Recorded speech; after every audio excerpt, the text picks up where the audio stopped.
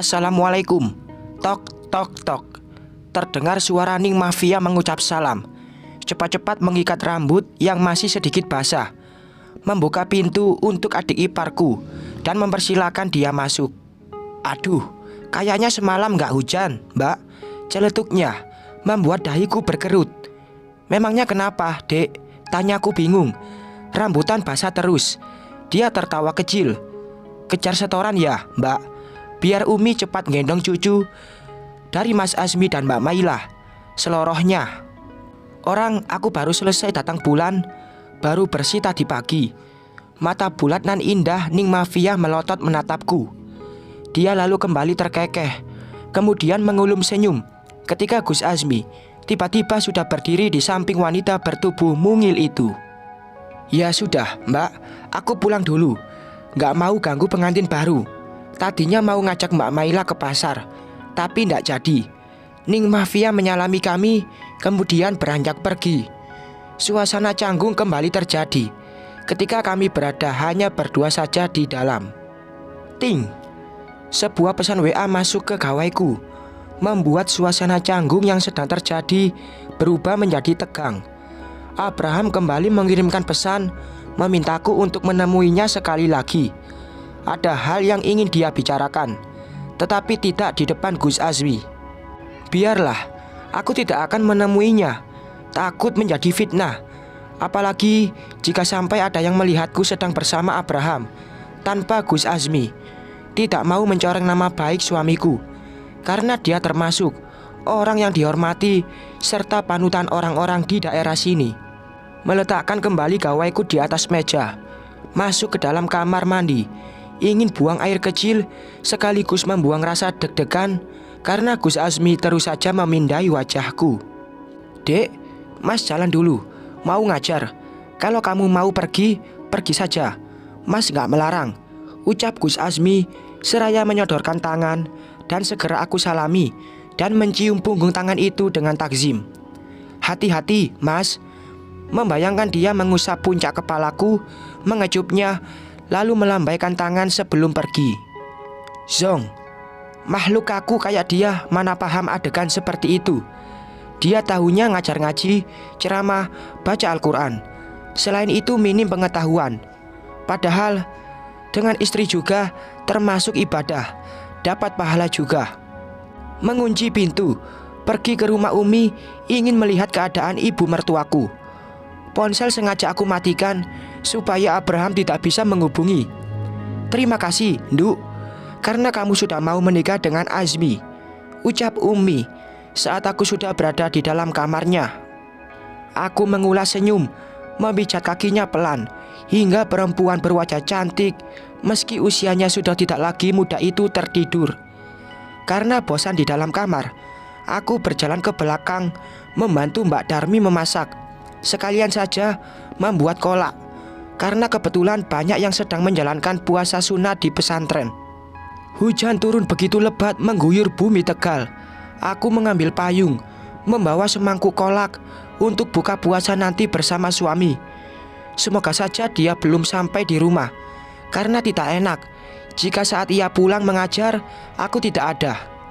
Segera aku letakkan payung di teras, berjalan masuk karena pintu sedikit terbuka dan ada sandal Gus Azmi sudah tergeletak di rak sepatu. Sepertinya dia sudah pulang. Sudah pulang, Mas? Tanyaku sambil menyalaminya, lalu berniat masuk ke kamar mengganti pakaian yang basah. Dari mana kamu, Dek? Mas Bram bicara apa? Langkahku seketika terhenti mendengar pertanyaan yang terlontar dari mulut Gus Azmi. Adek habis menemui dia kan? Dia menatap intens wajahku. Dari mana jenengan tahu kalau Abraham mengajak aku untuk ketemuan? Tanyaku penasaran. Tadi Mas buka handphone kamu, karena Mas lihat ada pesan masuk dari Mas Bram.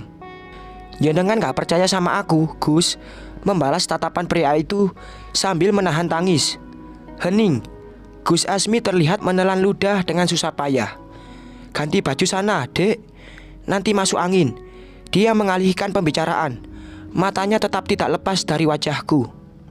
Dengan perasaan dongkol masuk ke dalam kamar, mengganti pakaian, kemudian mengenyakkan tubuh dengan kasar di tempat tidur. Kesal rasanya karena Gus Azmi tidak mempercayaiku.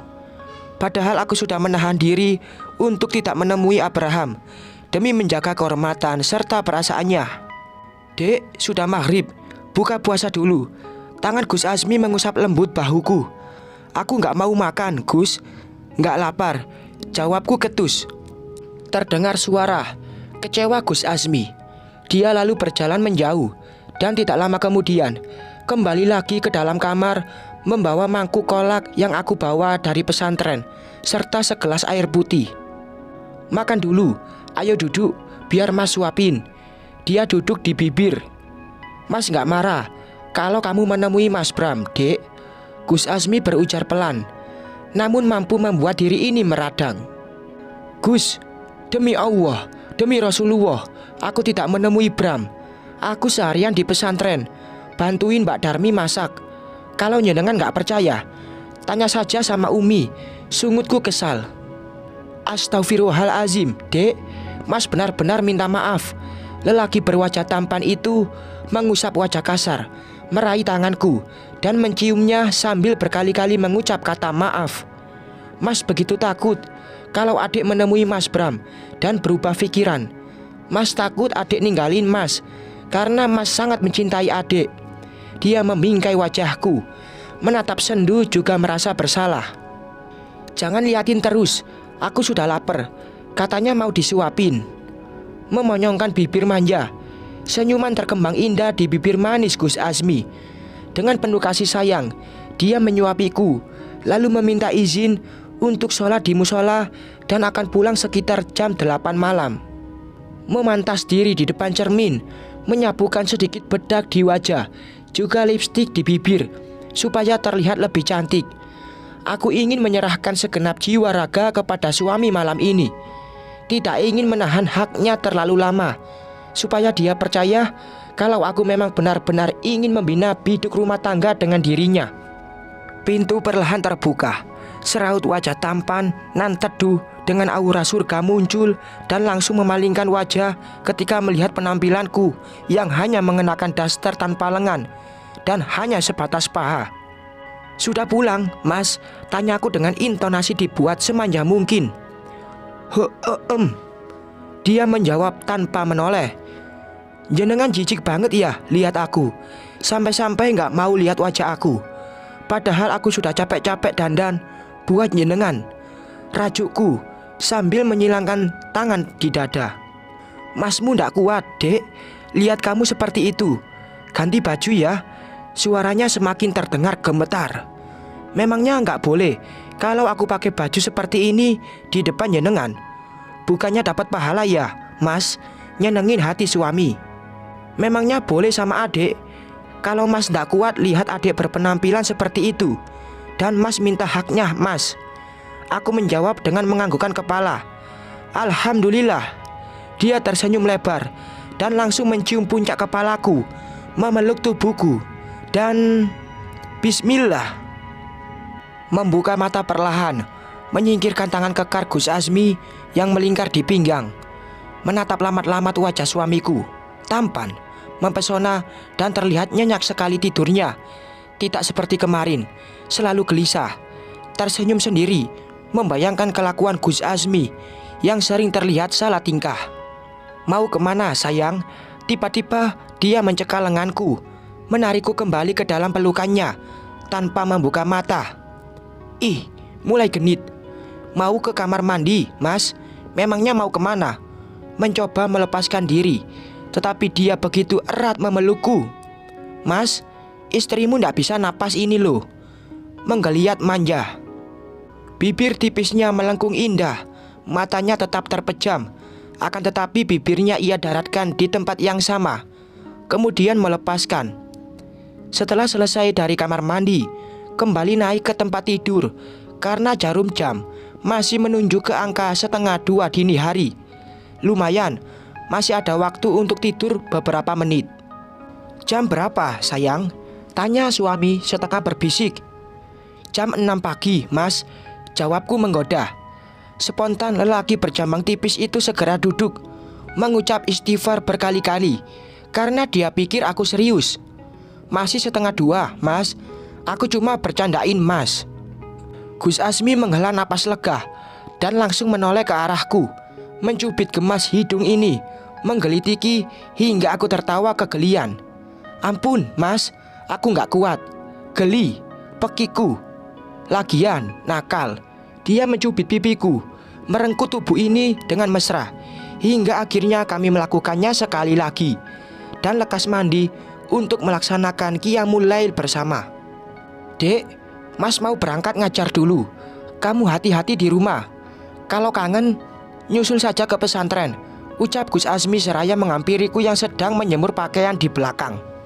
Tunggu, Mas. Maaf, mengangkat dagu suami sambil berjinjit karena tinggi badanku hanya sebatas leher Gus Azmi. Ada apa, sayang? Alis tebal lelaki berhidung bangir itu bertaut, menatapku dengan mimik heran. Sebentar, jangan pergi dulu. Masuk ke dalam kamar, mengambil plester luka dari dalam kotak obat dan menempelkannya di leher Gus Azmi. Loh, leher masmu nggak luka loh, Dek. Sudah, nurut saja. Jangan dilepas. Nanti nyenengan malah malu kalau dilepas. Pokoknya manut mawon kali garwone. Nggak nurut kamu diketawain sama murid-murid kamu yang sudah pada gede-gede. Pasti ini ulah kamu ya, Dek. Aku mengulum senyum. Ya sudah, Mas jalan dulu. Sudah siang. Dia mencium pipi dan puncak kepalaku. Stop, ucapnya lagi, menahan tubuhku ketika hendak memeluk. Jangan peluk-peluk.